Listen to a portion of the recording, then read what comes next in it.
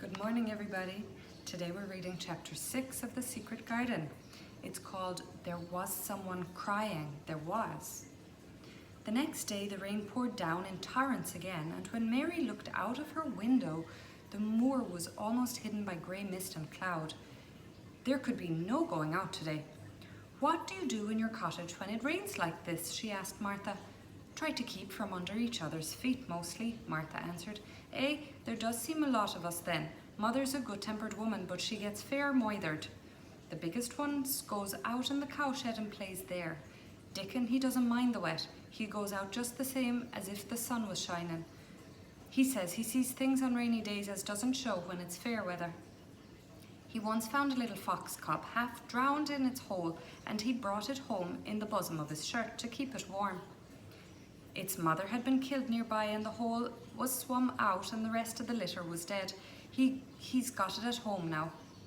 He found a half-drowned young crow another time, and he brought it home too and tamed it.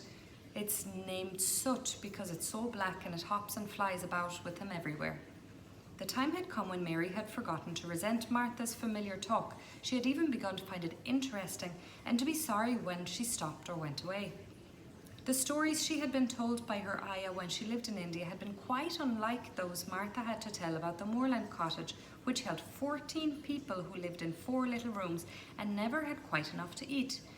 The children seemed to tumble about and amuse themselves like a litter of rough, good-natured collie puppies. Mary was almost attracted by the mother and Dickon.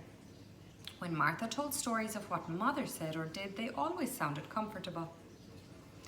"If I had a raven or fox cub, I could play with it," said Mary, "but I have nothing." Martha looked perplexed. "Can they knit?" she asked. "No," answered Mary. "Can they sew?" "No." "Can they read?" "Yes." "Then why doesn't they read something or learn a bit of spelling? Thou'st old enough to be learning thy book a good bit now." "I haven't any books," said Mary. "Those I had were left in India." "That's a pity," said Martha. "If Mrs. Medlock let thee go in the library, there's thousands of books there." Mary did not ask where the library was because she was suddenly inspired by a new idea. She made up her mind to go and find it herself. She was not troubled about Mrs. Medlock. Mrs. Medlock seemed always to be in her comfortable housekeeper's sitting room downstairs. In this queer place one scarcely ever saw anyone at all. In fact, there was no one to see but the servants, and when their master was away they lived a luxurious life below stairs, where there was a huge kitchen hung about with shining brass and pewter, and a large servants' hall where there were 4 or 5 abundant meals eaten every day, and where a great deal of lively romping went on when Mrs. Medlock was out of the way. Mary's meals were served regularly, and Martha waited on her, but no one troubled themselves about her in the least. Mrs. Medlock came and looked at her every day or 2, but no one inquired what she did or told her what to do. She supposed that perhaps this was the English way of treating children. In India she had always been attended by her ayah, who had followed her about and waited on her hand and foot. She had often been tired of her company. Now she was followed by nobody and was learning to dress herself because Martha looked as though she thought she was silly and stupid when she wanted to have things handed to her and put on. "Hasn't they got good sense?" she said once when Mary had stood waiting for her to put on her gloves for her. "Our Susan Ann is twice as sharp as thee, and she's only 4 years old. Sometimes thou looks fair soft in the head." Mary had worn her contrary scowl for an hour after that, but it made her think several entirely new things. She stood at the window for about 10 minutes this morning after Martha had swept up the hearth for the last time and gone downstairs.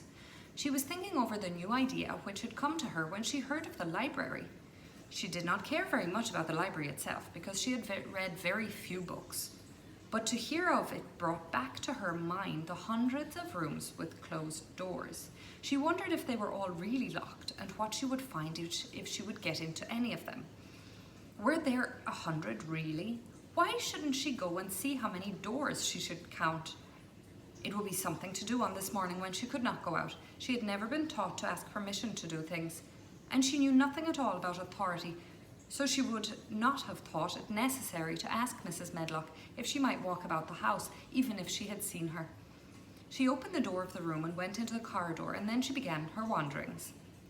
It was a long corridor, and it branched into other corridors, and it led her up short flights of steps which mounted to others again. There were doors, and there were pictures on the walls. Sometimes there were pictures of dark, curious landscapes, but oftenest there were portraits of men and women in queer, grand costumes made of satin and velvet. She found herself in one long gallery whose walls were covered with these portraits. She had never thought there could be so many in any house. She walked slowly down this place and stared at the faces which also seemed to stare at her. She felt as if they were wondering what a little girl from India was doing in their house. Some were pictures of children, little girls in thick satin frocks which reached to their feet and stood about them, and boys with puffed sleeves and lace collars and long hair, or with big ruffs around their necks. She always stopped to look at the children and wonder what their names were, and where they had gone, and why they wore such odd clothes. There was a stiff, plain girl rather like herself.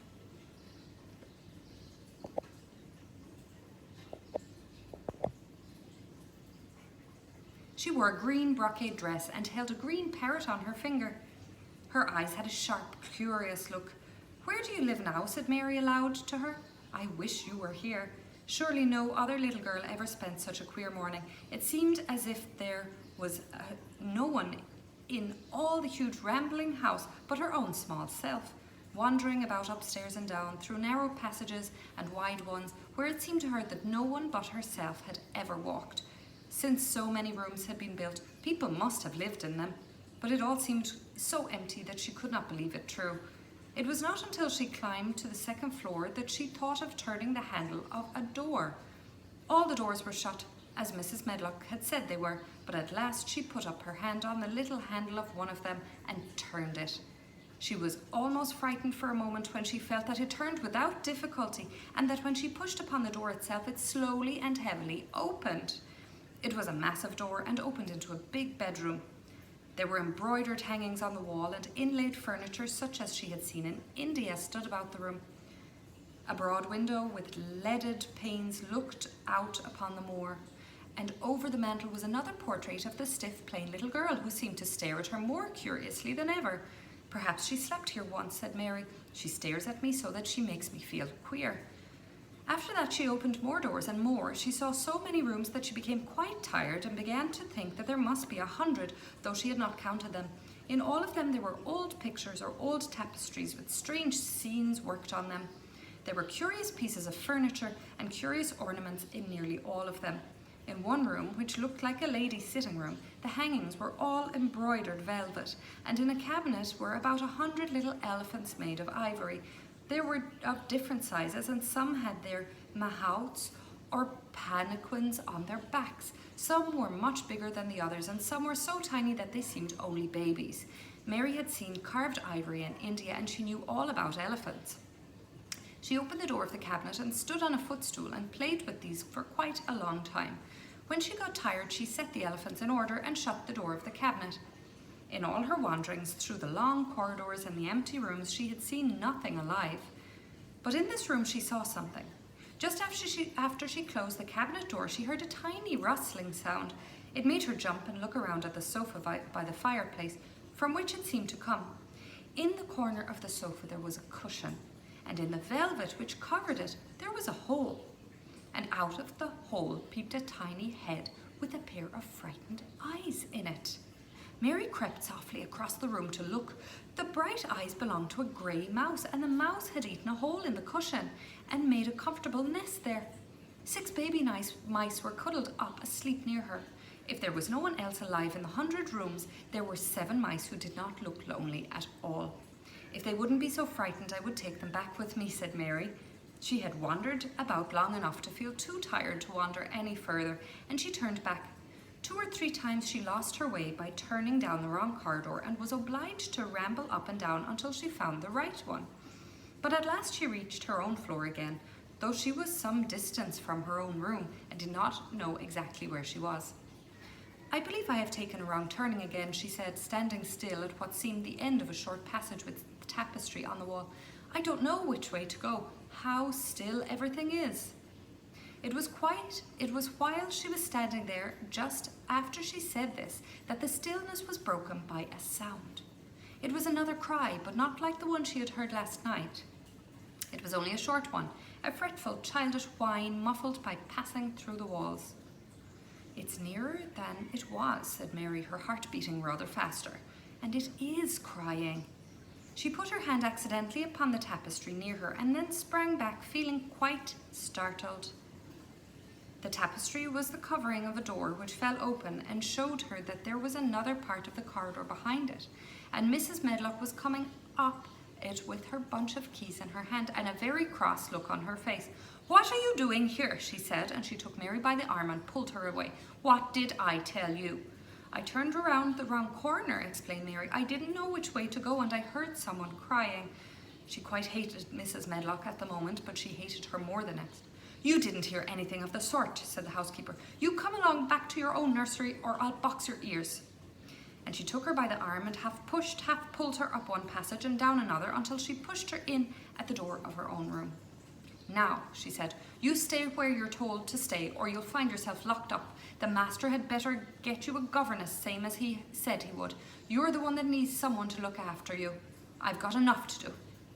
She went out of the room and slammed the door after her, and Mary went and sat on the hearthrug, pale with rage. She did not cry, but ground her teeth. There was someone crying. There was, she said to herself. She had heard it twice now, and sometime she would find out. She had found out a great deal this morning. She felt as if she had been on a long journey, and at any rate, she had had something to amuse her for all that time. And she had played with the ivory elephants, and had seen the grey mouse and its babies in their nest in the velvet cushion. I wonder what's going to happen next. It's so exciting. Tomorrow we will continue with chapter 7. Have a great day. Bye-bye.